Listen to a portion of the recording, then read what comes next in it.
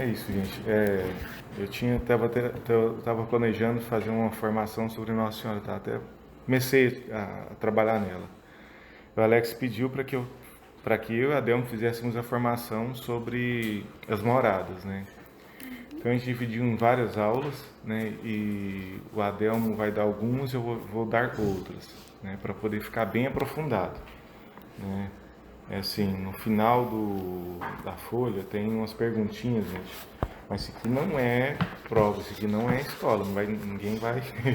É só para ver se a gente está conseguindo passar, né? É mais para avaliar nós do que vocês, entendeu?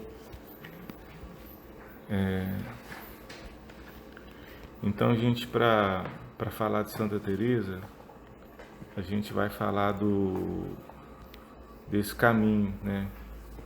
A cética e a mística, né? Que a gente ouve falar tanto nessa busca que a gente tem, né? Por crescimento. O objeto da teologia ascética e mística é a perfeição cristã. Muitas vezes a gente fala de santidade, né? E a gente até deturpa um pouco o sentido dela, né? A gente não é que deturpa, a gente usa de forma errada. Qualquer pessoa que esteja, né, caminhando para se salvar, a gente fala que tem santidade, né? E quando Deus nos chama para a santidade, é algo muito mais profundo. Ele quer muito mais de nós, né? É como que alguém vai entrar na água e às vezes fica só na margem, não mergulha, né? Não vai no fundo. Muitas vezes a gente é essa pessoa que fica só na margem, né? Então esse caminho vai nos ajudar a entender a profundidade desse chamado, né? Deus nos chamando a ser santos. Então, para não usar a palavra santidade, a gente usa a palavra perfeição. Perfeição nada mais é do que isso. É você vai crescendo no caminho espiritual até chegar no Jesus, em Deus que está dentro de nós. A gente encontra Deus dentro da gente, né? Que é o auge da nossa espiritualidade. A gente vai falar aqui para frente. Vou falando um pouco a história da ascética e da mística, né? Para a gente poder entender um pouco a diferença de um e de outro, né?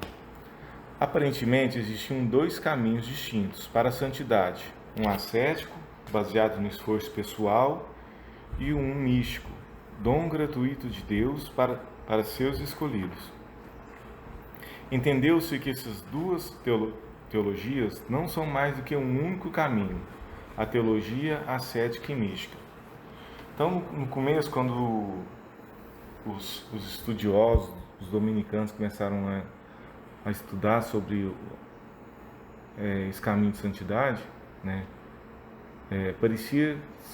Pareciam que eram dois caminhos distintos, porque existiam aqueles que estavam buscando a ascética e tinha aqueles que tinham característica mística, né? Mas Santa Teresa ela foi entender que isso são processos de um mesmo caminho. A teologia ascética e mística, também denominada a arte da perfeição, é conquistada com o crescimento de nossa união íntima com Deus, que por sua vez nos preparará para a visão beatífica. Então, o que é o objetivo, o grau máximo, vamos supor, essa perfeição? É quando a gente encontra Deus nessa visão beatífica. A visão beatífica é algo que a gente vai ter no céu, né? O que é visão beatífica? O que a gente vai ter no céu? Visão beatífica, nós vamos nos encontrar com Deus, né? E nós vamos ver Ele face a face. Essa visão, ela vai algo muito acima de qualquer coisa que a gente possa explicar humanamente falando com palavras, né? Só que quando a gente chega no auge desse caminho de perfeição, que a gente fala sétima morada, nesse momento a gente consegue ter uma visão beatífica, né? Não da forma que vai ser no céu, porque no céu, como diz São Paulo fala que ele hoje via Deus como num espelho. O que era o espelho naquela época? Não era um espelho igual hoje em dia, mas era algo onde você se olhava, você via o reflexo muito mal, né? Assim, meio embaçado, meio cheio de aquelas ondulações, né? Mas ele falava: Senhor, vai chegar um momento que eu vou te ver face a face, né? Então, essa visão beatífica, que é possível chegar aqui na Terra, é uma visão mediata, não imediata, ela é mediata, porque existe uma mediação, uma graça que vai nos ajudar a chegar a essa visão, né, antes do tempo. O termo ascético vem do grego, significa exercício, esforço e designa toda espécie de exercício trabalhoso que o homem realiza para educar seu físico e sua moral. Portanto, são os esforços de uma alma cristã que luta para alcançar a perfeição.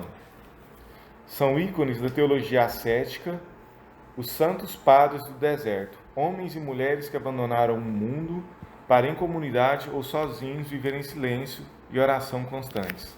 Eles se santificaram, vencendo a si mesmos, ao mundo, ao demônio, com jejuns e mortificações. Então, quando a gente pensa em ascética, né, a gente lembra logo, tem como referência, os padres do deserto, porque eles foram para nós um exemplo de mortificação. Na verdade,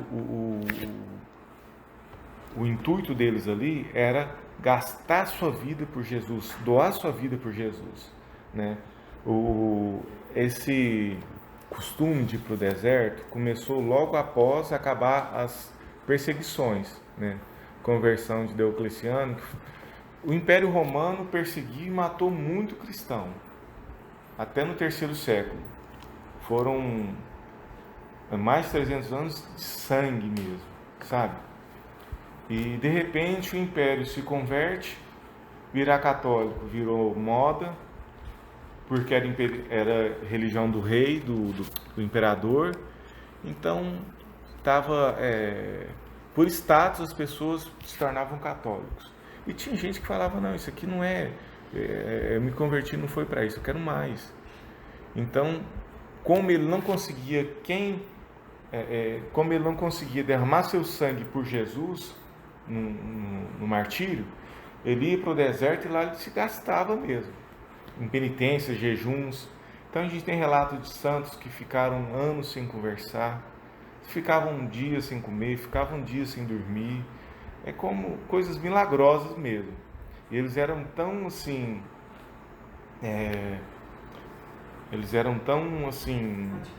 radicais nessa busca pela ascética, que os autores contam que bastava chegar com a pessoa endemoniada, bastava o sopro deles para poder expulsar um demônio, pelo hálito deles, que transmitia Deus, que era tão unido com Deus, que só o sopro dele ali era o suficiente para expulsar um demônio, né?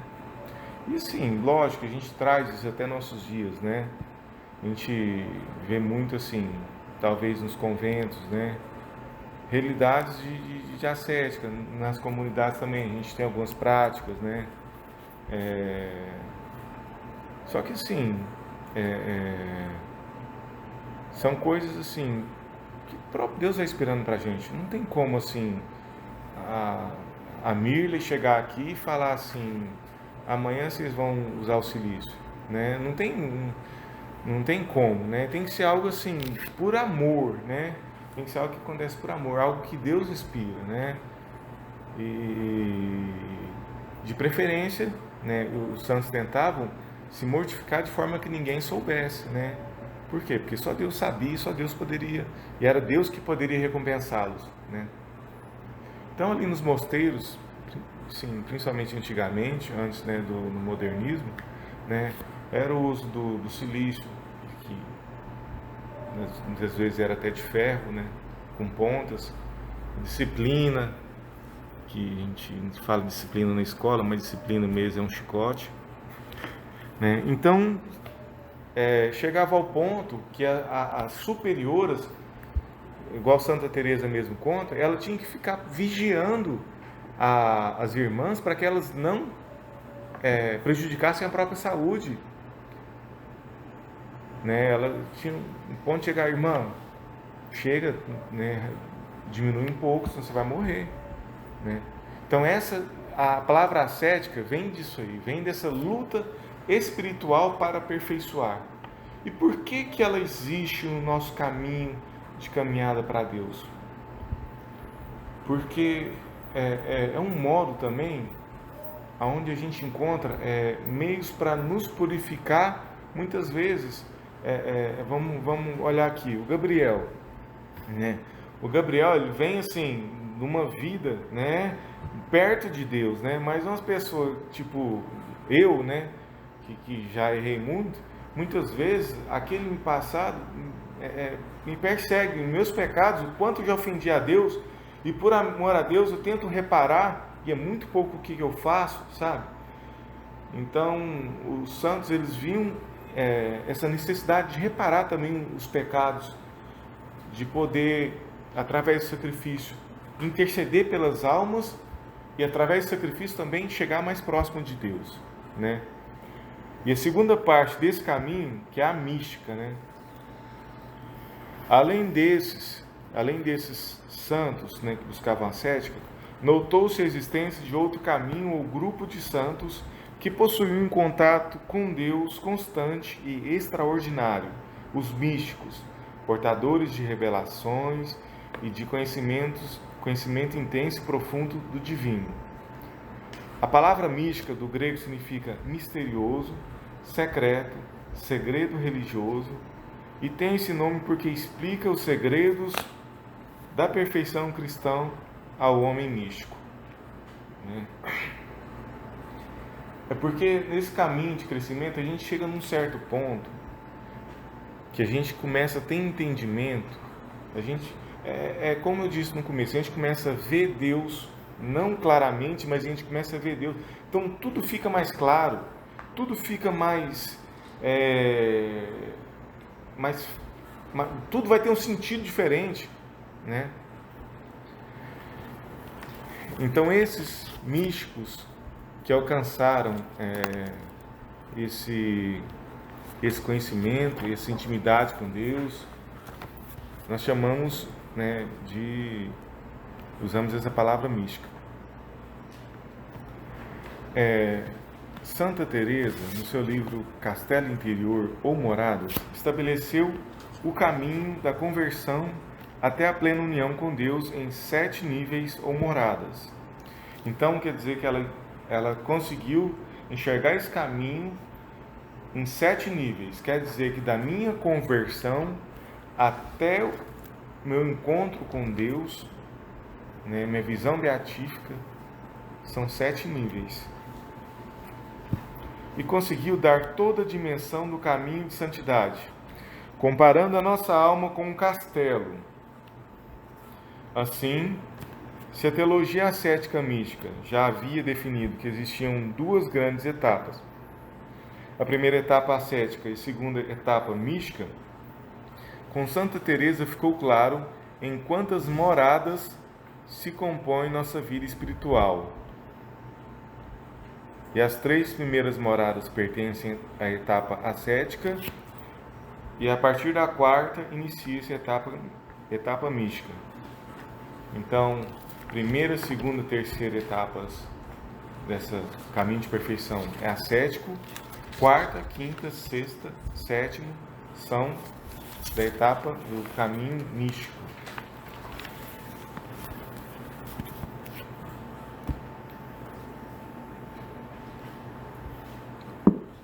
É interessante, sim, ela comparou, a inspiração que ela teve foi a comparação da nossa alma com um castelo. Porque era algo comum naquela época para eles, e também porque castelo a gente sabe que, eu nunca vi um, mas a gente, pela nossa percepção, é algo grandioso, né? Algo que deve ser muito grande, muito, né, cheio de aposentos, cheio de salas. Desse modo, ela compara a nossa alma com um grande castelo feito de puríssimo cristal. Como todo grande castelo, ele possui muitos cômodos, aposentos ou moradas.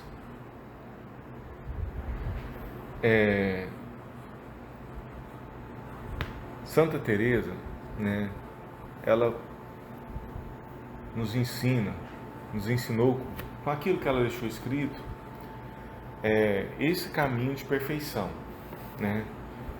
Que são 7 moradas, né? 7 níveis, vamos falar assim, de transformações, níveis, moradas aonde se diferenciam a forma de rezar, né?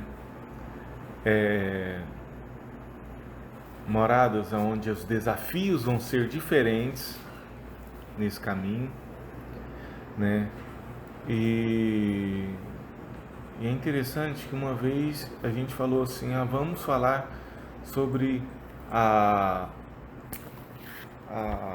espiritualidade de Santa Teresa. Aí a pessoa falou assim, tem que falar da espiritualidade de São Francisco, Santa Clara também, de tal santo, né? Só que a gente precisa entender o seguinte, esse caminho que Santa Teresa explica, esse caminho de perfeição, é o caminho que todo santo passa por ele. É o caminho que todo santo não tem como se santificar sem passar por ele. Não tem como passar por outro caminho, né? Não tem outra forma, né? É um caminho que todos os santos passam por esse caminho. Só que acontece o seguinte, um santo, ele não vai ficar contando para os outros esses segredos místicos, né? Essas coisas místicas que acontecem com eles. Um santo, ele não vai ficar falando assim, vai chegar na mesa do café da manhã e vai falar, beleza, nossa, essa noite eu levitei no meu quarto, né? Eu tive um arrobo místico. A pessoa não vai ficar falando isso. A pessoa, muitas vezes, ela guarda para si mesma e só conta para o confessor, para o diretor espiritual, né? E por quê? Porque ela queria, por se considerar indigno daquilo. O que aconteceu com Santa Teresa que foi diferente? Que ela foi obrigada a contar o que estava acontecendo, o que ela passou e como esse processo. Um superior dela, por ordem, através de uma ordem, mandou que ela escrevesse, ensinando o caminho para as freiras que ela tinha no convento. Então ela escreveu esse caminho, e a gente não adianta pensar assim, todo santo que a gente estudar vai passar por isso. Eu lembro no livro de João de Assis, eu consegui, assim, lógico que Deus me mostrou, momentos em que São Francisco passou ali por problemas da quinta morada. Como Santa Teresa escreveu, mas só que se eu não tivesse lido Santa Teresa antes, eu não ia entender aquilo que ele estava vivendo. Nossa, São Francisco tinha uns relances de loucura, né? Umas coisas estranhas, né? Por que São Francisco agia daquele jeito? Né? A gente vai ler o livro de Padre Pio, nossa, por que Padre Pio passou por aquilo? E quando a gente lê Santa Teresa, a gente vê todos passando por esse mesmo caminho, né? Lógico que talvez um santo vai ter uma devoção, vai ter um tema, algo que diferencie ele, né? Mas o sofrimento que ele passou na vida e o caminho místico que ele viveu é o mesmo para todos, né? Então, quando a gente fala de entender esse caminho, é o nosso caminho também. É o nosso caminho. Se a gente quer santificar, a gente vai ter que passar por ele.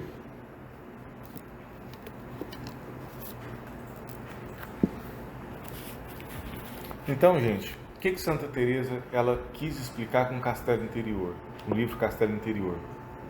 Ela teve uma visão, né, da alma dela. Dentro da alma dela, Deus estava lá. E como que era esse lugar? Era o seguinte, era um castelo de cristal, ela podia ver lá dentro, mas ela viu o seguinte, que tinham, né, esses cômodos, essas divisões, né, que a gente tinha que passar por essas salas, por esses cômodos, por essas etapas, né, para chegar no centro do castelo. O que tinha no centro do castelo? Deus. É interessante a gente entender isso. Qual que é a finalidade da busca do nosso caminho de perfeição? É encontrar com Deus que está dentro da nossa alma. Se a gente entender que Deus está dentro de nós, a gente entendeu 50% do que eu vim falar hoje, né?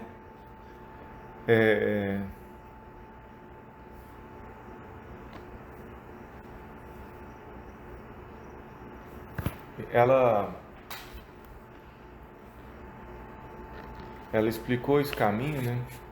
E explicou como a gente entra nesse castelo, como a gente passa por essas etapas, quais vão ser as lutas de cada etapa e assim, alguns fenômenos que vão acontecer com a gente mais pra frente, né? É interessante a gente observar no livro dela que ela escreve muito pouco. Escreveu acho que um capítulo só dois capítulos da primeira morada, né? Que assim, se a gente prestar atenção, ela está falando antes de entrar no castelo. Um capítulo basicamente só para a primeira morada, um capítulo para a segunda morada, pouca coisa para a terceira, quarta ela começa a falar mais, sexta morada acho que foi 11 capítulos. E eu ficava me perguntando, sabe, mas por que ela escreveu tanto da sexta morada e escreveu tão pouco do começo? Aí depois que eu fui entender, é porque é o seguinte, gente, quando ela falou sobre as 3 primeiras moradas, ela falou para mostrar que elas existem, falou muito pouco. Porque ela estava falando para a gente ali, para as irmãs dela, ela era a madre superiora, um convento com 11 freiras, e todo mundo ali já estava da quarta morada para cima. Então, é igual vai acontecer aqui, no próximo encontro nosso, eu vou falar de primeira morada. Vocês vão achar meio chato. Por quê? Porque a maioria, assim, graças a Deus, a maioria da nossa comunidade já passou pela primeira morada.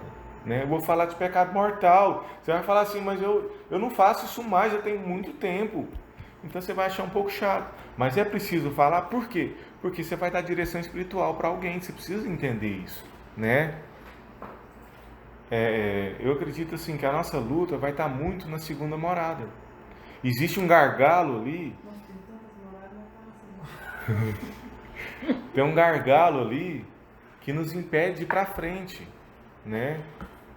A maioria de nós está na segunda morada, né?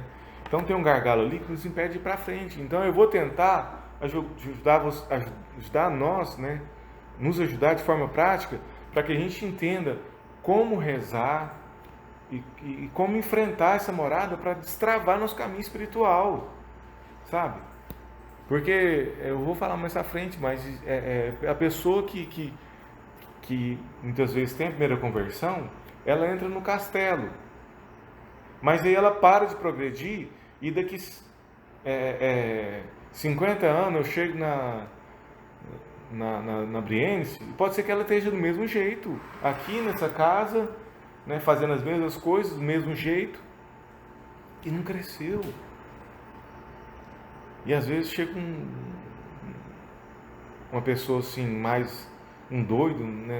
Uma pessoa assim que converte e quer dar tudo para Deus, e aquela pessoa chega, cresce e logo já alcança, logo assim que eu falo, né? No processo ela alcança coisas extraordinárias, né? A gente vai ver, né, nesse estudo, que existem coisas extraordinárias, né? Coisas tipo existem 9 graus de oração, né? Só para vocês poderem entender o que eu estou querendo dizer. Chuta em qual grau que nós estamos? Dos 9 de oração?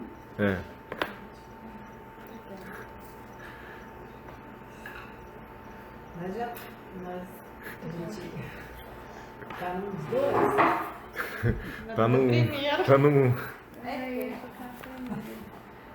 Porque, por exemplo, pra gente estar na segunda ainda. E é um vai e volta, um vai e nós volta. nós estamos Isso que eu ia falar, mesmo porque esse caminho de santidade das moradas não é gradativo e permanente, assim, vai subindo, subindo, subindo, né? Você pode decair de uma hora para outra no mesmo dia, né? geralmente quem passa da quarta não cai mais. Vai só crescendo, né, com a graça de Deus, né? Principalmente assim, quem já chega na quinta, na sexta, né?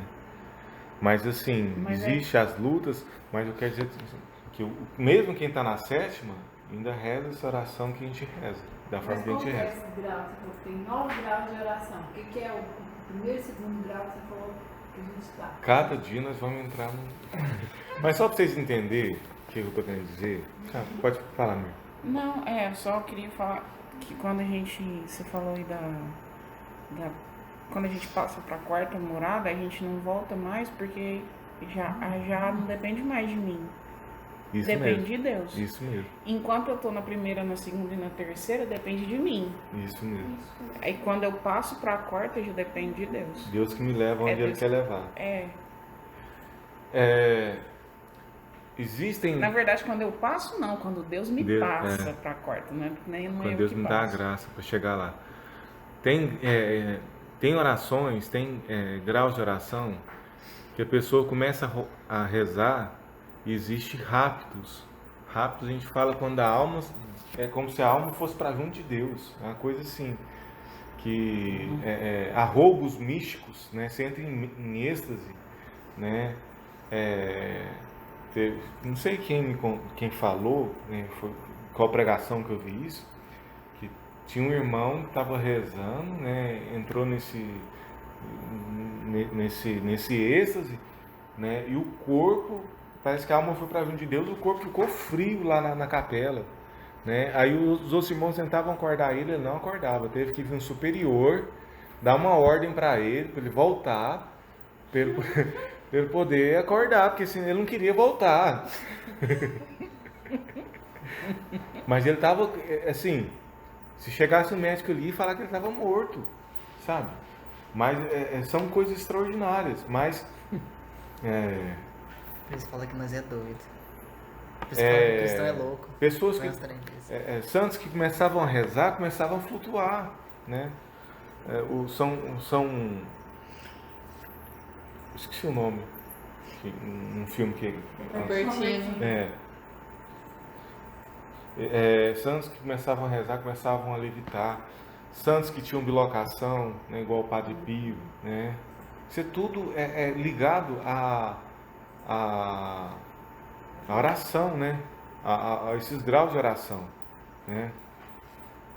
São fenômenos místicos que acompanham, né, esses graus de oração. Só que assim, a gente vai falar, mas eu sou católica há muito tempo e nunca ouvi falar disso.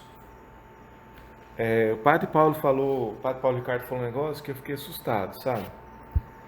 Ele falou assim que hoje em dia 99,9% dos católicos que estão em estado de salvação, não é aqueles que às vezes vão na missa e têm pecado grave, mas os que estão confessados, que se morrer agora vai ser salvo.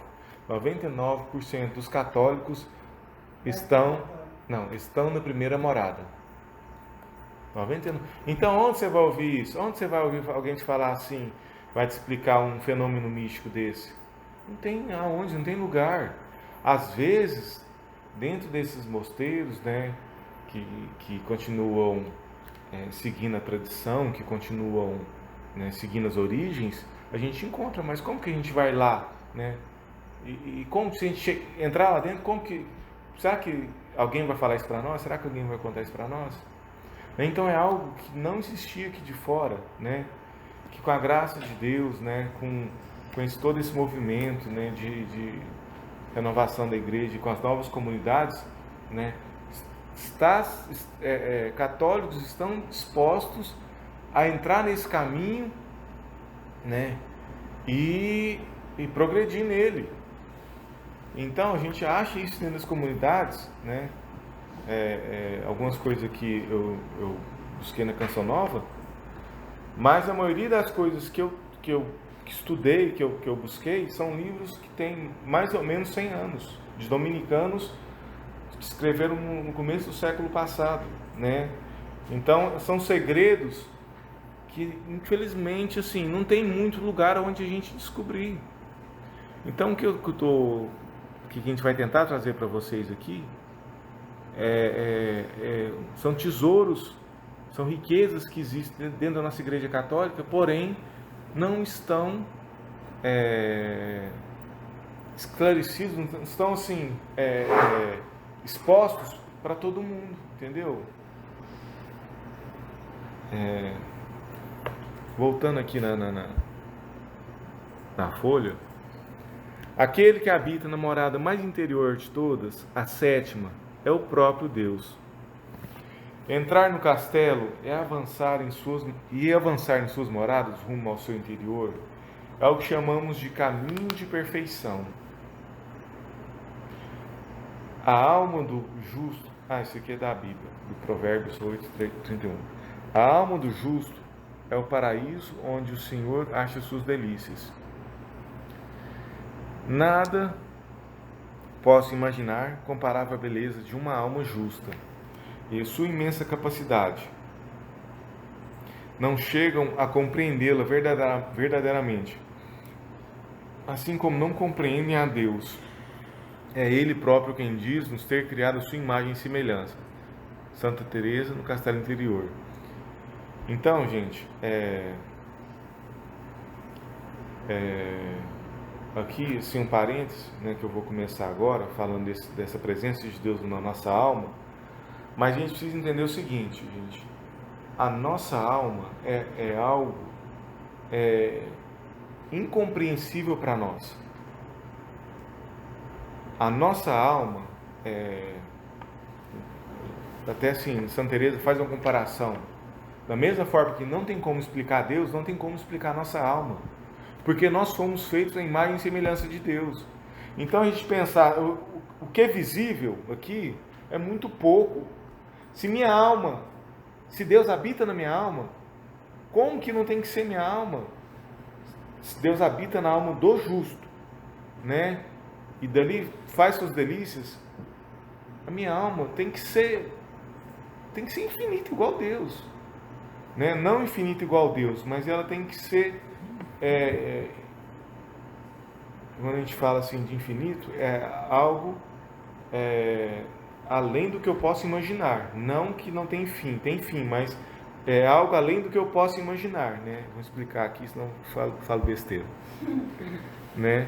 É igual a gente pensar no maior número possível, não tem como pensar, é infinito. Por quê? Ele existe? Existe, mas eu não consigo pensar nele. Né?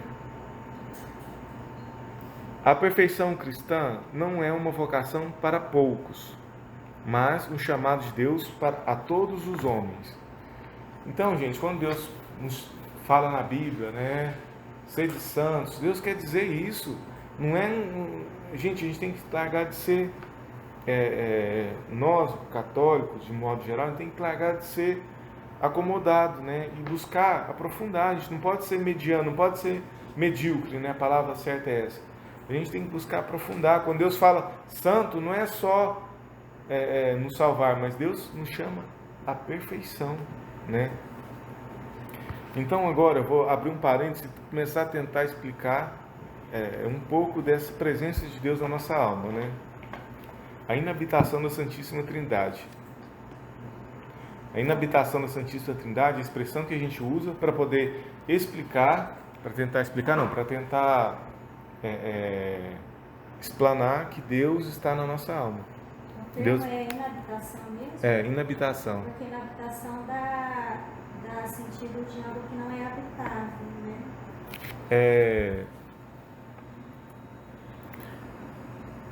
Eu te falo a verdade, não compreendi 100% desse termo, né?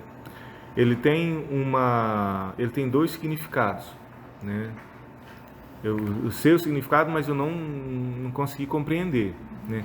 Um significado quer dizer inabitação, vem do radical in, dentro. Mas também tem uma passagem bíblica que fala que Deus habita os abismos inabitados, né? Falando da criação, né? Não sei, talvez seja porque nossa alma comporta, mas não... Sim, Deus está lá, mas não comporta... Nossa alma não comporta Deus, né? Alguma coisa desse tipo aí. Você achou a passagem? João 14, 23. Se alguém me ama, guardará a minha palavra e meu Pai o amará. E aí viremos e nele estabeleceremos morada. Este texto expressa a fundamentação bíblica do tema da inabitação. Jesus Cristo revelou que Deus é Trindade e deseja estabelecer uma relação interpessoal com o ser humano. Isso aí, assim, provando na Bíblia que inabitação existe, né? Mas existe uma passagem bíblica que tenta explicar de onde veio essa... João Tem um 14? artigo, João 14, 23. Tem um 23 artigo, ou 56? 23. Tem um artigo aqui do Instituto Hess, eu vou mandar o link para vocês. Então, só para diferenciar, né, eu vou falar sobre as 5 formas, 5 formas diferentes de Deus estar presente. A presença de Deus pode ser distinguida de 5 formas diferentes, né? A primeira, a presença hipostática. A gente fala presença hipostática, ela só existe em Jesus. É o homem Jesus que comporta, que está ligado, né, que está unido hipostaticamente com Deus. Então, quando a gente... se Jesus aparecesse aqui agora para nós, de corpo e alma e substância, né, e também acidente, substância e acidente, a gente falaria que ele, a gente está vendo ele e é a carne dele, sabe? Ali não está só Jesus, a gente estaria vendo também a Santíssima Trindade. Deus está ali, não é Jesus, não é só Jesus, mas é Deus que está ali. Por essa presença, né, Deus habita, Deus está em Jesus.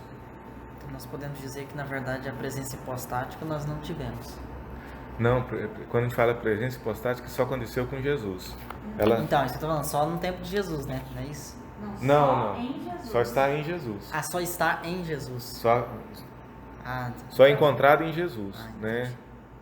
É algo, porque não vou entrar muito nisso, mas só que quando eles começaram a vir com heresias, falar que Jesus era só homem ou Jesus era só Deus, entendeu-se que ali está ligado a natureza humana e a natureza divina de Jesus estão ligados de certa forma, que é a coisa mais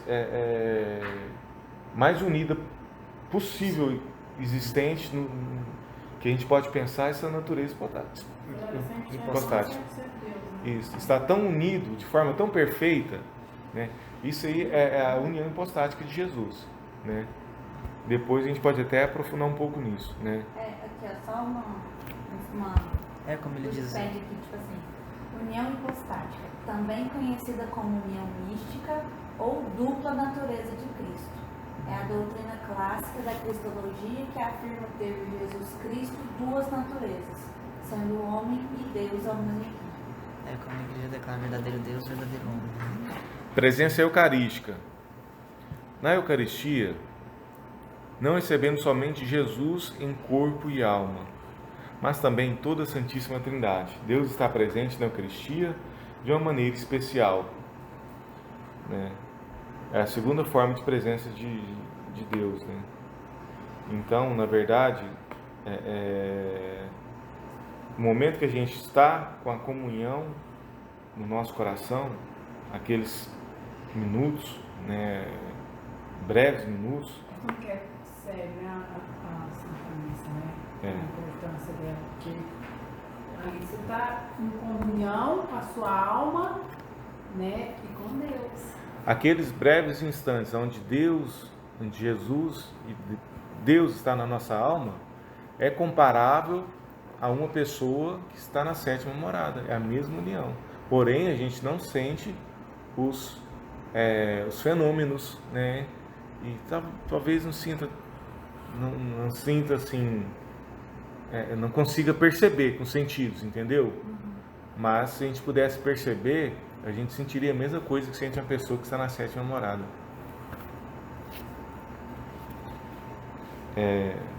A presença de visão. Deus revela a sua presença através da visão beatífica. Isso aqui é algo que a gente vai ter no céu, né? A visão beatífica é nosso, vamos supor assim, falar de forma bem pobre, mas seria o nosso prêmio, né? Mas nós podemos ter, assim, aqui também essa visão, né? De Deus. Só na sétima morada.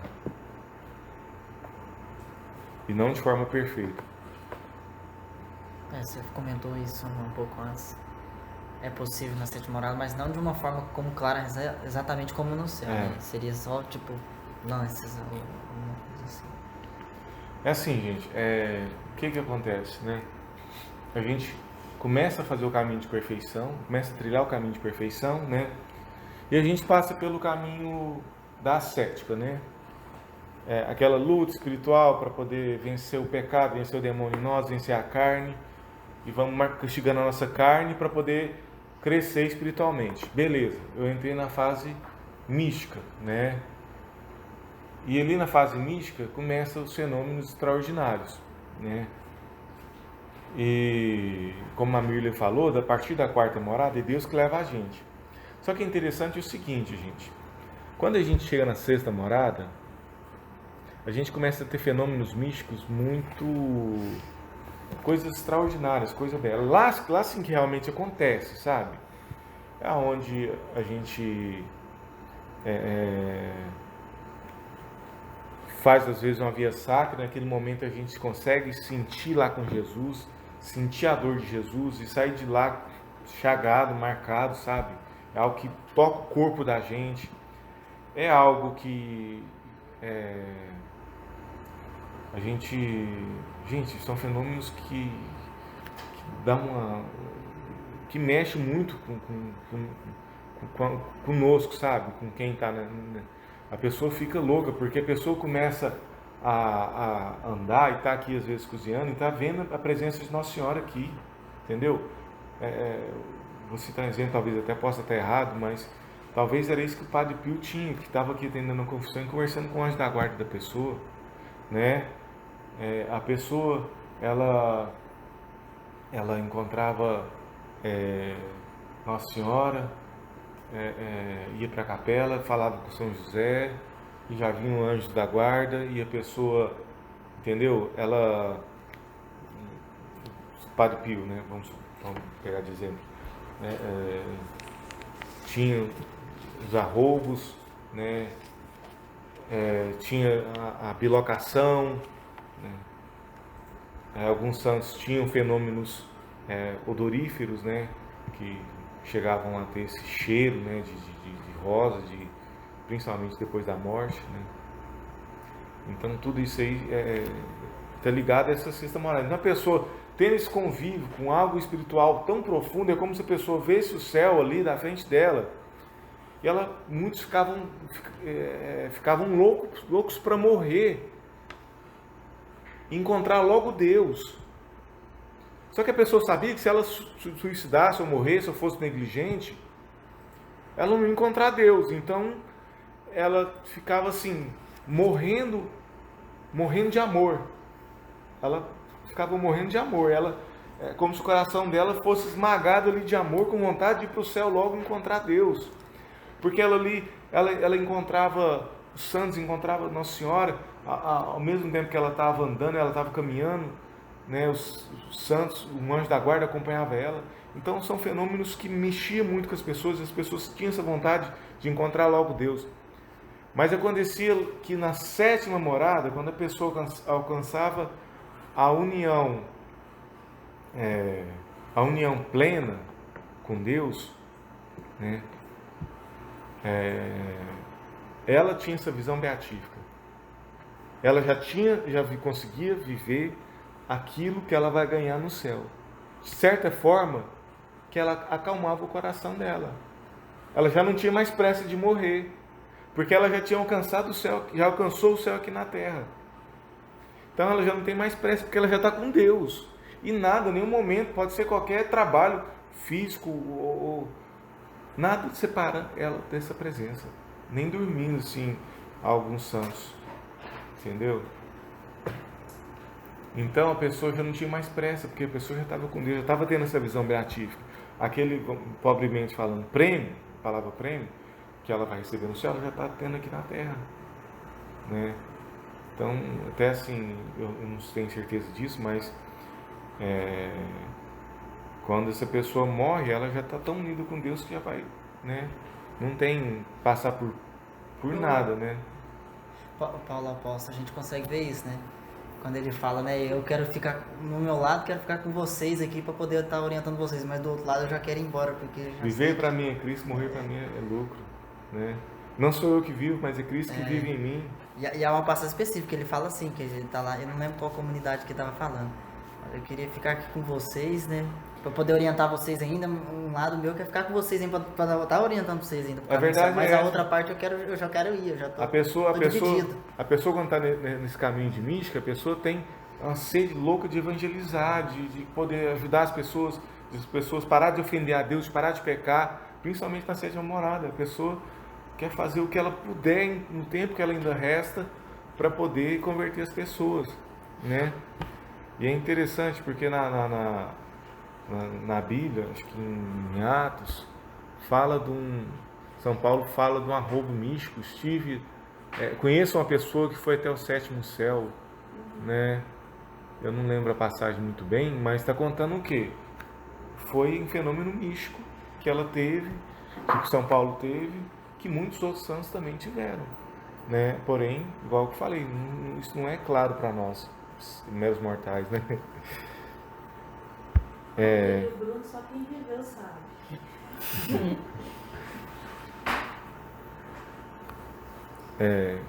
E a presença de inabitação. Imensidão, desculpa, quase que eu pulei.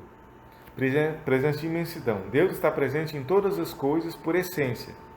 E nenhuma coisa poderia existir sem que Deus estivesse sustentando o seu existir com sua presença.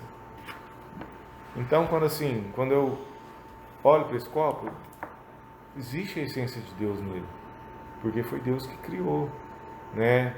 Deus está sustentando o existir desse copo. Se Deus esquecesse desse copo por um segundo, ele deixaria de existir. Se Deus não me sustentasse com a presença dele, eu deixaria de existir, né? Então Deus, ele mantém todas as coisas, né? No livro Irmão de Assis, é algo interessante quando o Francisco, já bem cego, né? Ele começa a tomar cuidado para não pisar nas pedras, porque naquela pedra existia a essência de Deus. Deus amou de alguma forma para poder ter criado para ter feito toda a criação, né? Então ele não queria pisar porque foi Deus que fez. Existe a essência de Deus. Então Deus sustenta todas as coisas que existem, que já foram criadas, já foram pensadas, né? E a presença de inabitação. A presença de Deus em nossa alma é chamada de inabitação trinitária. A partir do nosso batismo, com a graça santificante, Deus começa a habitar em nossa alma e também no nosso corpo. Em que se distingue a presença da imensidão da presença de inabitação? Porque agora a gente está falando o seguinte, da presença de imensidão. Como que ela começa a existir em nós? A partir do batismo. Você recebeu o Espírito Santo. Recebeu, mas não te contaram que você recebeu Deus, as 3 pessoas, né? Por quê? Por que a gente fala Espírito Santo? porque é Ele quem está em movimento ali. A Carol uma vez fez isso, né?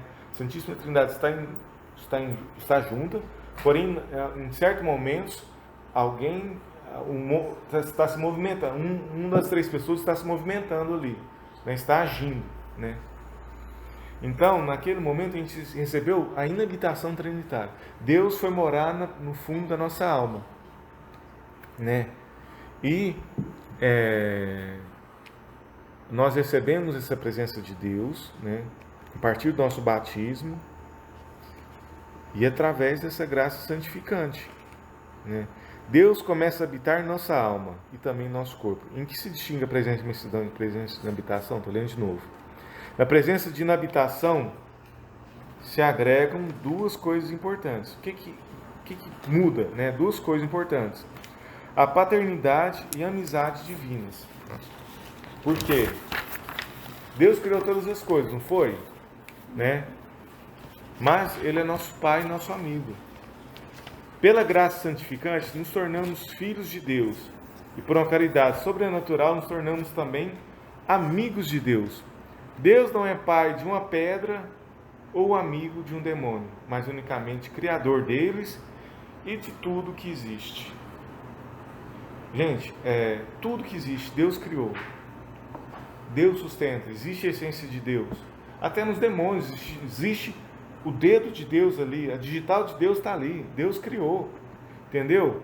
Porém, só nós que somos batizados, que temos a graça santificante, podemos falar, eu sou amigo de Jesus. Por que eu posso falar isso?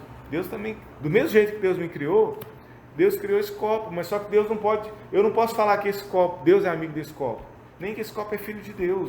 Foi uma graça a mais que eu recebi, sem merecer, a humanidade não merece, mas Deus quis se tornar nosso Pai adotivo. Então, no batismo a gente se torna filhos de Deus, né?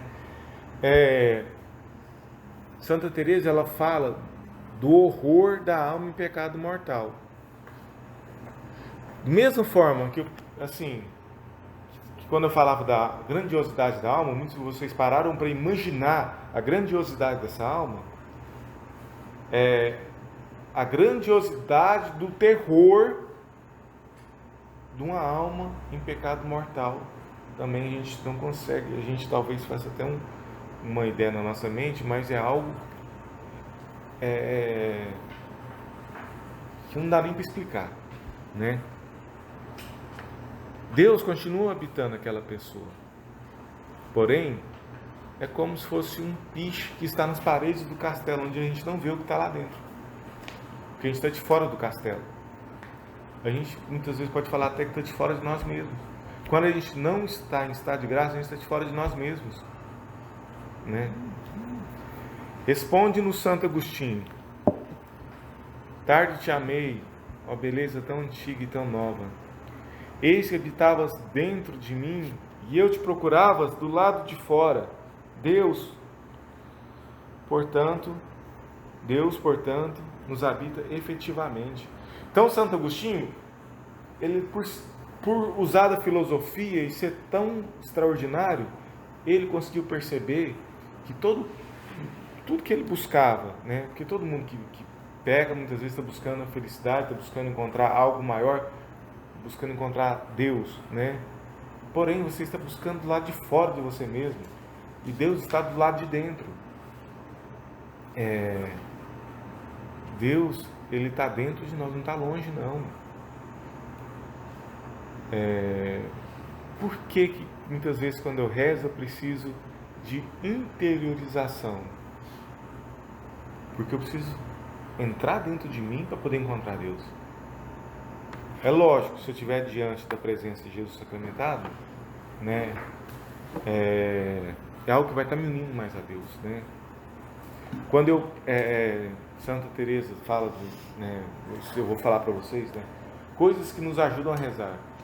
Tem uma estampa de um santo na nossa frente, porque isso nos ajuda a não distrair. Mas aonde está Deus? Aonde que eu vou encontrar Ele nesse momento? Dentro de mim, né? Santo Agostinho entendeu isso. Tinha a Santa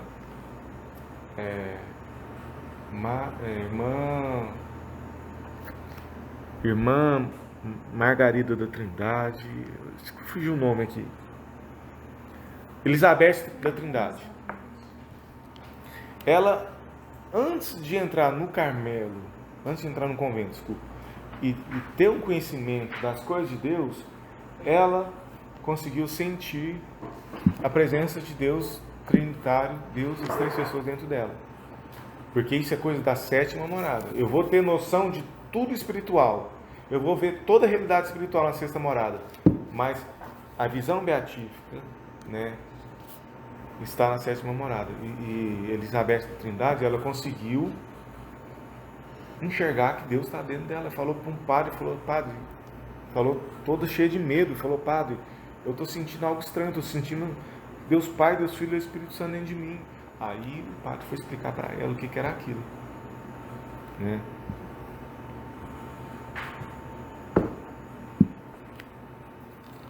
Deus, portanto, nos habita efetivamente. Não se trata somente de linguagem poética, linguagem figurada, né? Isso é a doutrina da Igreja, confirmada por São Tomás de Aquino na sua Suma. Lá, São Tomás diz que Deus está na criatura racional como em seu templo. Nós usaremos a imagem do castelo em vez de templo para aproveitar as metáforas que Santa Teresa utiliza. Então a gente está fazendo só uma adequação, né? A gente está fazendo aonde São Tomás São Tomás de Aquino fala de templo, né? A gente estamos usando castelo, porque foi um ensinamento de Santa Teresa, né? Santa Teresa deixou-nos um testamento precioso. Em seu livro da vida, ela nos conta como Deus foi transformando sua alma e fazendo-a progredir na santidade.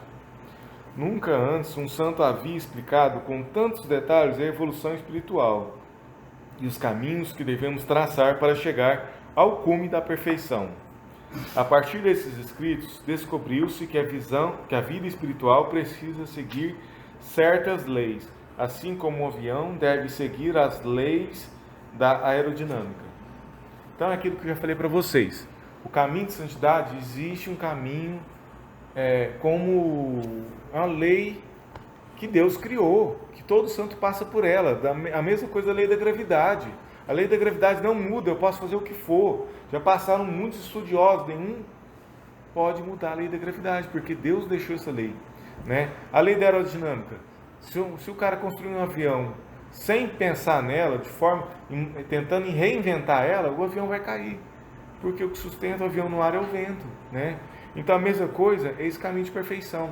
Não tem como eu pegar um atalho, fazer uma curva, né? Eu vou desviar aqui um pouquinho, lá na frente eu volto. É aquele processo para todos os santos, né? E até quando ela explicou esse processo aqui, quando ela começou a explicar, ela não estava na sexta morada,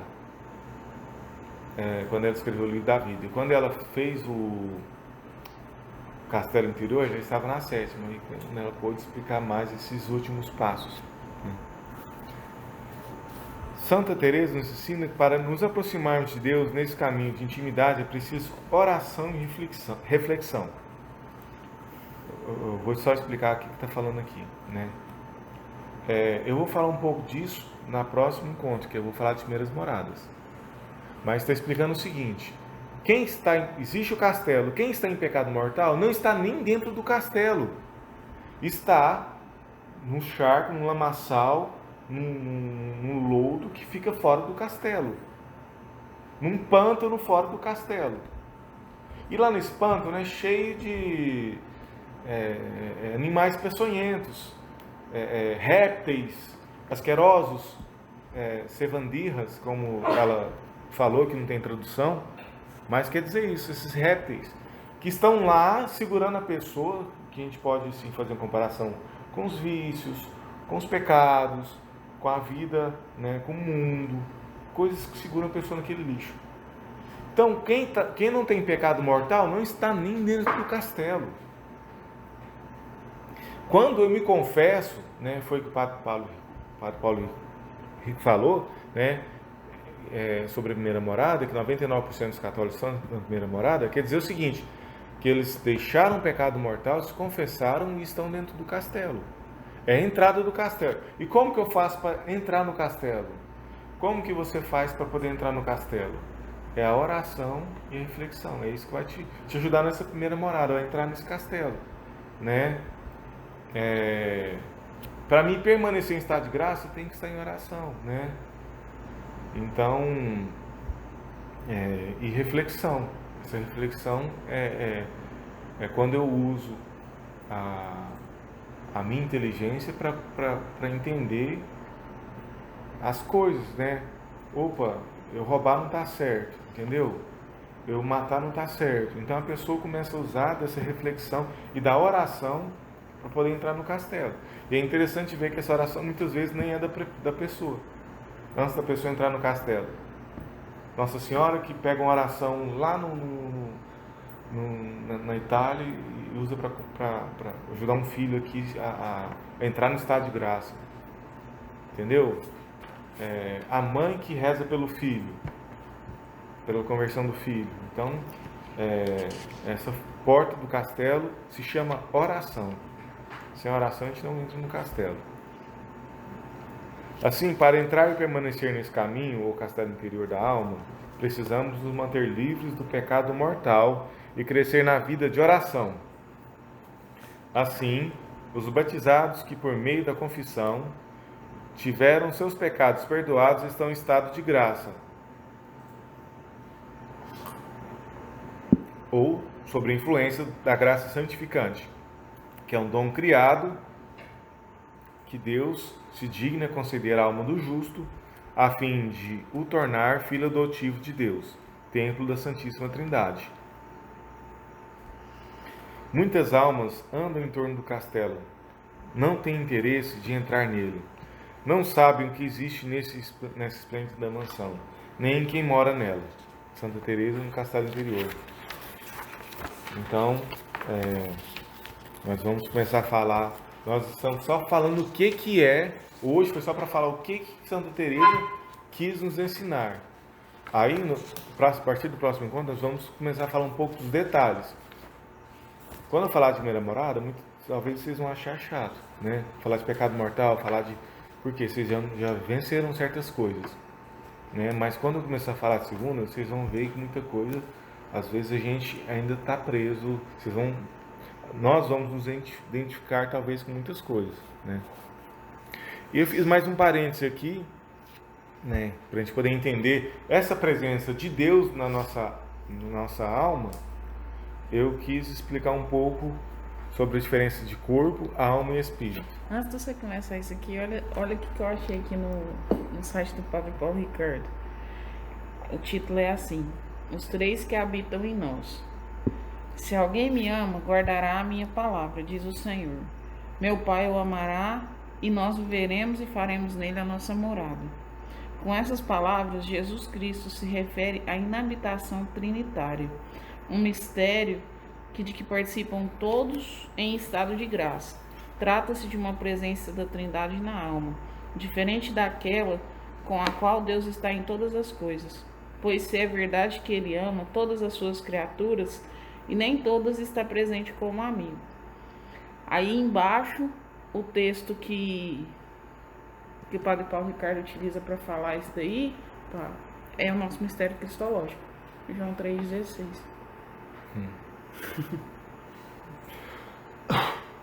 Eu mandei lá no grupo, depois eu mandei pra você também. Então tá bom. O corpo corresponde àquele aspecto sensível do ser humano que temos em comum com os demais animais. A fome, a sede, o cansaço, a raiva, a dor, a alegria. Então isso são características do meu corpo. São coisas naturais do meu corpo. Meu corpo é isso aqui que eu estou vendo. Físico, sabe? Ele sente dor, ele sente frio, né? é interessante ver que os animais também têm corpo. Eles também sentem frio, eles também se lembram das coisas, eles têm saudade, ele se alegra, ele fica triste, né? Mas, como característica do corpo, nós morremos, os animais morrem, isso é natural do nosso corpo, né? Mas a gente vai ver o seguinte, que o homem tem uma diferença dos animais, que é a alma. Porque nossas potências inferiores, ou aquilo que é... Aquilo também é do corpo, sabe? Ela é potencializada pela alma, entendeu? Quando uma pessoa tem um trauma, vamos supor, né? Aquilo é diferente em nós, aquilo é potencializado por nós, entendeu? Porque existe uma alma dentro de nós. E nos animais a gente não vê isso. O animal ele não sabe que ele vai morrer, entendeu? Ele pode até sofrer com outro animal morrendo, né? Vamos supor, um casal de cachorrinho, né? Um pode sofrer com o outro tá morrendo. Mas você pode saber, entender que o cachorro vai morrer amanhã, mas ele não sofre por causa disso. Porque ele não tem consciência de sua existência, né? Isso faz parte da nossa inteligência. São as duas faculdades da nossa alma, a inteligência e a vontade. São o que nos diferencia dos animais. E, além das outras faculdades, que são... esqueci a palavra, mas vou usar a palavra híbrida, né? Comum às duas realidades, da alma e do corpo. São potencializadas pela alma. A alma é o que nos difere dos outros animais. É definida como forma substancial do corpo. Substância, eu não sei explicar muito bem, mas existe substância e acidente. Acidente é aquilo que se olha e vê, substância é o que está dentro, né? O que existe em nós, só que a gente não consegue ver. É o nosso ser real que está dentro desse corpo, né? Dessa carne. Da qual emanam como potências a inteligência e a vontade.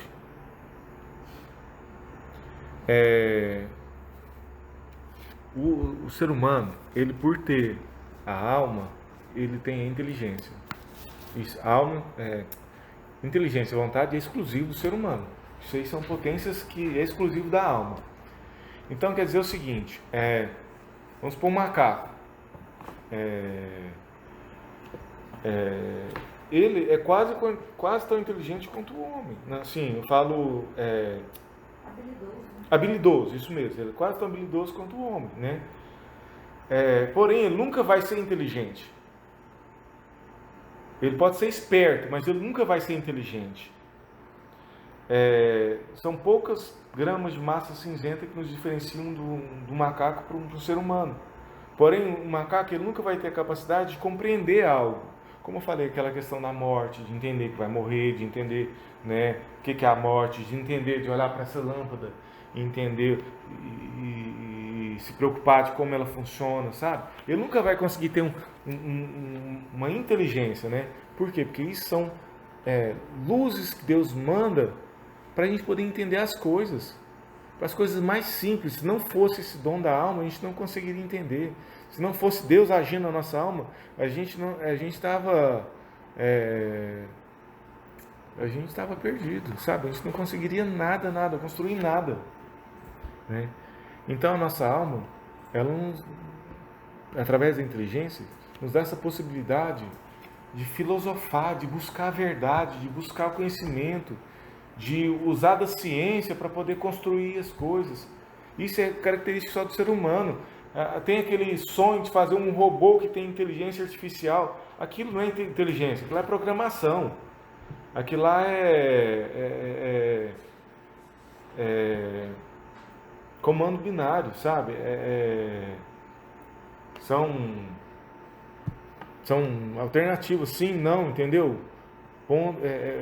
programação, coisas que um computador tem para poder fazer algo semelhante ao homem, mas nunca vai ser algo inteligente. Um computador, tem gente que sonha com isso, que o computador vai ter inteligência própria, que vai fazer uma máquina com inteligência própria. Nunca, porque inteligência é unicamente do homem, né? E a vontade, né? A vontade é algo, muitas vezes iluminada pela a fé que ilumina a inteligência, e a inteligência que dirige a vontade ali, né? Porque eu tenho a opção de escolher, né? Um animal, quando está no cio, ele vai cruzar. Por quê? Porque é algo que está dentro dele, o corpo dele manda ele fazer, ele vai fazer. O homem, ele tem a opção, entendeu? Um homem, pode ser que o Gabriel saia para a missão e lá a mulher tente ele, sexualmente, né? Ele tem a opção de falar não, né?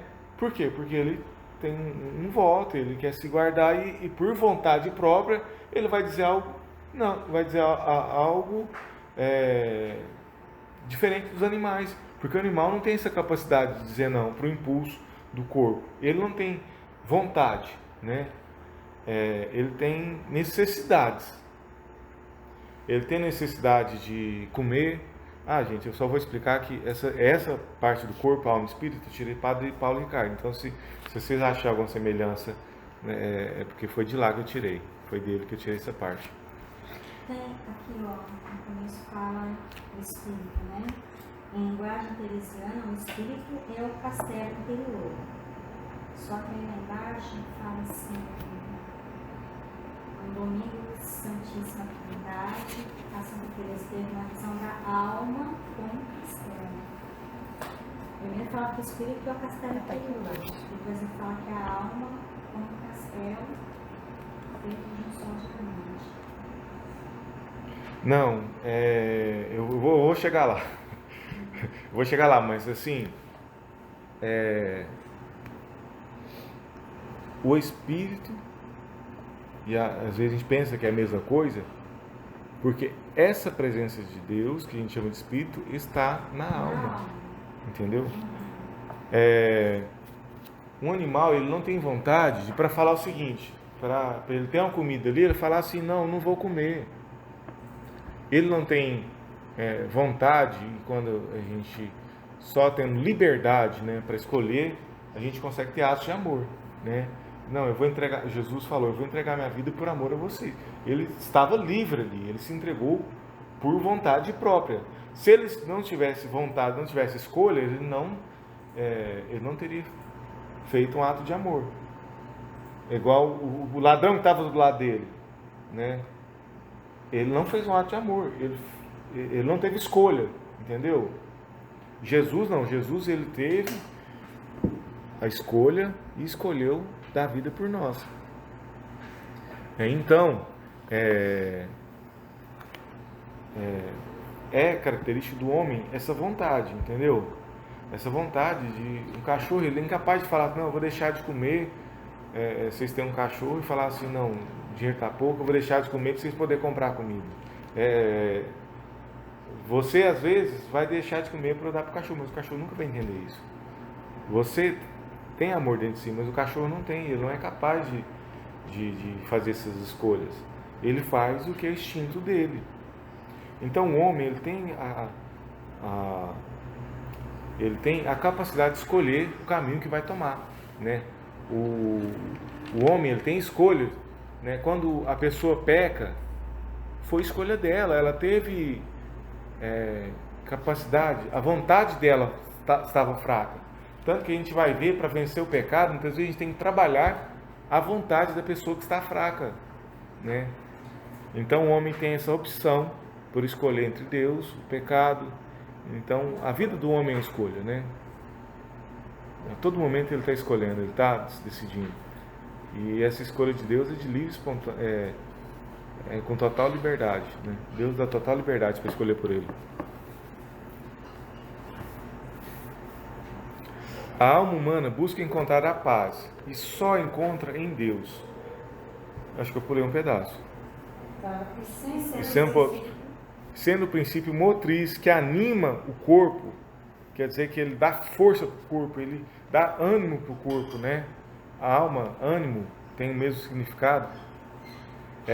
Quem olhar atentamente para o ser humano perceberá que o seu comportamento possui uma voracidade e uma inquietação no coração do homem, né?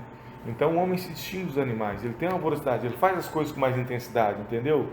Então quando ele faz as coisas, não é só com o corpo que está mandando ali, porque um cachorro ele come, ele está satisfeito, ele para de comer. O homem não, o homem é capaz de comer 10 vezes mais do que ele é capaz, do que ele precisaria de comer. Ele sente saciado, mas tem aquele banquete, né? E o cara vê aquilo, o cara é um glutão, um exemplo, e o cara quer comer tudo. O cara, entendeu? E o cara passa mal, o cara come tudo e, entendeu? O cara pode até morrer, mas o cara quer comer tudo ali. O animal não é capaz disso. O animal vai comer aquilo que é necessário, o barriga cheio ele vai sair. Mas o homem tem essa força que está nele, que é a alma. Então, os sentidos do corpo humano, ele é potencializado, né? A sexualidade é potencializada, entendeu? Tanto que o sexo nos animais, ele é algo necessário, é algo do instinto dele, porém, ele realiza ali, e ali a consequência é só corporal. O homem não, o ser humano não. Quando ele tem a relação sexual, existe da forma, se ela for feita de forma errada, existe uma machucadura na alma, entendeu? Um trauma na alma, uma ruptura ali na alma, entendeu? Coisa que o animal não sente. Por quê? Porque é potencializado. Os traumas, as alegrias, né? Essa busca por felicidade é toda potencializada pela alma. A alma humana busca encontrar a paz e só encontra em Deus, aquele que nos concede a perfeita bem-aventurança. Mas acontece de esta alma buscar a felicidade justamente na fragilidade do corpo, de onde procedem os vícios e as doenças psíquicas causadas pela desarmonia entre o corpo e a alma. Isso é quando a alma, apesar de ser infinitamente superior ao corpo, gente, o corpo não é mau, o corpo é necessário para a nossa salvação, porém a alma é infinitamente maior. Porém, a gente pega essa alma infinitamente maior, com as faculdades infinitamente maiores, e deixa o corpo mandar na alma. O cara quer fazer tudo que o corpo quer. O cara não luta contra o sono, entendeu? O cara não luta contra... O cara é casado e às vezes não luta contra a tentação, né, de adulterar. O cara talvez já comeu muito, mas o cara não luta contra... Entendeu? Então, ele está deixando o corpo mandar. E como essa paz não satisfaz o coração, a paz do corpo, né? Essa paz que a gente encontra no mundo, não satisfaz o coração. Os jovens saem em procura de outros prazeres carnais, como o sexo, a bebida, as drogas, etc. Esse círculo vicioso, ele cai no completo vazio existencial, que não raras vezes termina em suicídio. Então, nossa alma ela tem sede de Deus, só pode ser preenchida por Deus. Quem tenta deixar o corpo, os estímulos sensoriais, né, seja bebida, droga, sexo, quem busca isso como satisfação para a alma, ele vai cair no vazio, porque toda vez que ele comprar um celular de última geração, aquilo não vai encher a alma dele. E aí, muitas vezes, a pessoa não vai achar sentido na vida e vai chegar até nesse ponto do suicídio. É o que muitas vezes acontece com jovens hoje, porque eles são treinados a não contrariar o corpo, a fazer tudo que o corpo quer. E agora eu vou falar do espírito. O espírito, na teologia, é chamado de organismo espiritual, recebido no sacramento do batismo. Em linguagem teresiana, o espírito é o castelo interior, com suas várias moradas, no qual o homem só entra com a ajuda da graça de Deus. Então, o que é o espírito, né? O espírito é o lugar aonde Deus habita na sua alma. O espírito é o lugar... Santa Teresa viu esse lugar como um castelo. Santa Teresa olhou para a alma dela e viu um castelo na alma dela. esse castelo é o espírito. É o que a gente chama de espírito. É o lugar da nossa alma onde Deus está presente. É o lugar onde Deus mora na nossa alma.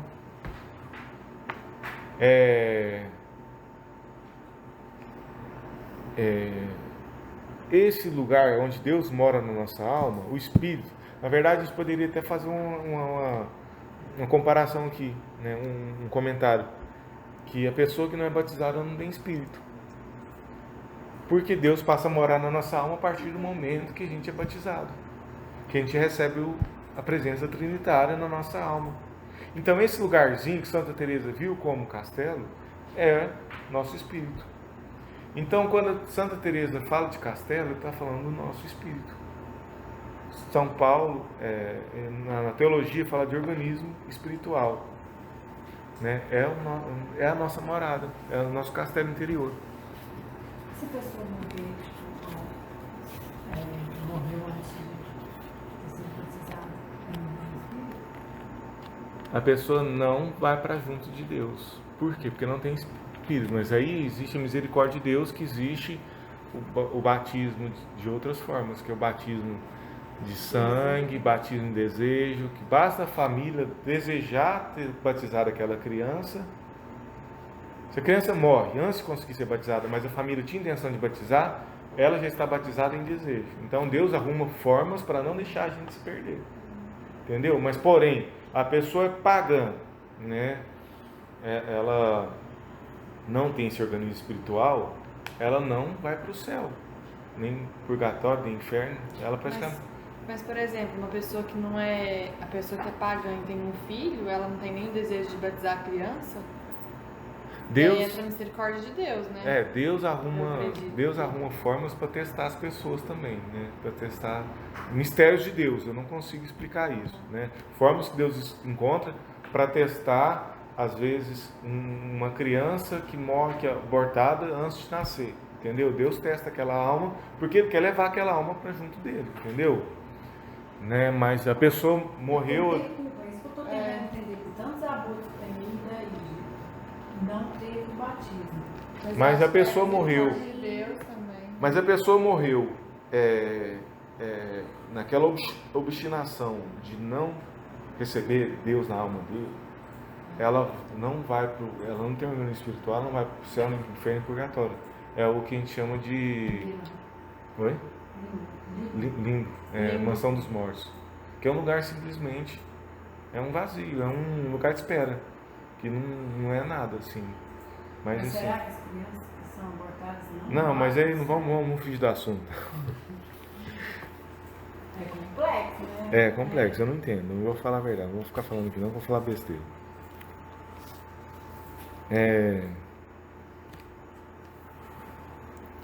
Num domingo da Santíssima Trindade, na festa da Santíssima Trindade, a Santa Teresa teve uma visão da alma humana como um castelo, feito de um só diamante ou limpíssimo cristal. E nesse castelo existiam muitos aposentos, assim como no céu há muitas moradas. A partir do progresso espiritual, a pessoa vai passando pelas transformações de cada morada, até atingir a perfeição desejada por Deus.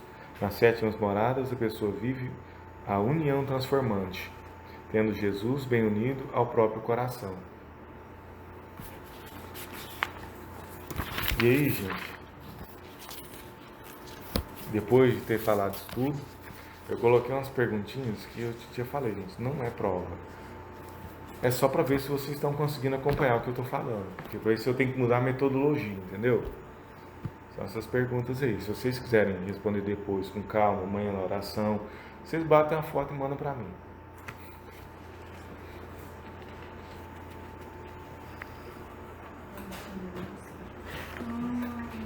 Agora sim não tem mais. É isso, vamos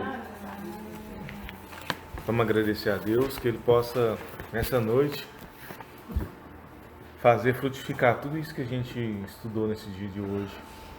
Deus possa nos dar a sabedoria que nos falta para entender. Vocês viram que eu falei muita coisa que às vezes nem eu entendo. Então, quem nos ajuda a entender é o próprio Deus. Se não for a graça dele, nossa inteligência é incapaz de alcançar isso. Pedir à nossa Mãe Maria Santíssima que ela possa soprar sobre nós o Espírito de Deus e que esse Espírito repouse durante o nosso sono, repouse durante essa noite, para nos dar toda a sabedoria. E que essas palavras, daquilo que Deus quiser guardar em nós, fique guardado na nossa alma. Ave Maria, cheia de graça, o Senhor é convosco. Bendita sois vós entre as mulheres. Bendito é o fruto do vosso ventre, Jesus. Santa Maria, Mãe de Deus, rogai por nós, pecadores, agora e na hora de nossa morte. Amém. Ao Pai, do Filho e do Espírito Santo. Amém. Deixai vir a minhas criancinhas.